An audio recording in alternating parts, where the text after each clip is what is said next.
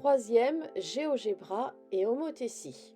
Cette vidéo parlera de GeoGebra avec les homothéties, transformation du plan découverte en troisième. D'autres vidéos traitant des autres transformations du plan travaillées en sixième, cinquième et quatrième sont disponibles. Leurs liens sont mis en description.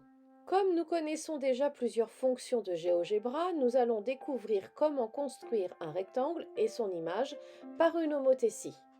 Il y a plusieurs façons de tracer un rectangle. En voici une. Pour cela, j'utilise la propriété du rectangle. Un rectangle a ses diagonales de même longueur. Et comme un rectangle est un parallélogramme, je sais également que ces diagonales se coupent en leur milieu. La manière la plus rapide pour avoir deux segments de même longueur et qui se coupent en leur milieu est de construire un cercle et deux diamètres. J'ouvre GeoGebra classique disponible en ligne et j'affiche une page blanche comme vu dans les vidéos précédentes.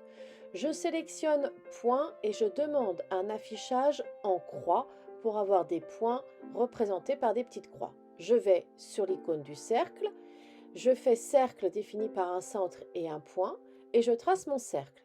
Pour afficher deux diamètres du cercle, je sélectionne l'icône segment. Je clique sur un point du cercle et je vais sur un autre point du cercle en passant par le centre du cercle. Je réitère mon action avec deux autres points du cercle en passant par le centre et en demandant l'affichage de la longueur de mes deux segments, je vérifie que mes deux segments sont bien de même longueur. Maintenant que j'ai vérifié, je peux enlever l'affichage qui ne m'est pas utile. Je sélectionne l'icône polygone. Comme je vais travailler sur l'aire de ma figure, il me faut un polygone fermé et j'obtiens donc mon rectangle. En faisant un clic droit sur ma souris, j'efface afficher l'objet. Je décoche. Je le fais également pour les diagonales et je le fais pour le point du cercle qui était utilisé pour tracer mon cercle. Pour faire une homothétie, il me faut un centre. Donc je vais sur point et je vais cliquer sur n'importe quel endroit de ma feuille pour placer mon centre d'homothétie. Je m'aperçois qu'aucun nom n'est affiché, donc je fais un clic droit et je demande d'afficher l'étiquette de tous mes points. Puis je vais cliquer sur l'icône des transformations et je sélectionne homothétie. Je fais bien attention aux indications de ma petite bulle noire. Je clique sur l'objet dont je veux l'image, sur le centre de l'homothétie et je rentre mon rapport, par exemple 2. Mon image s'affiche.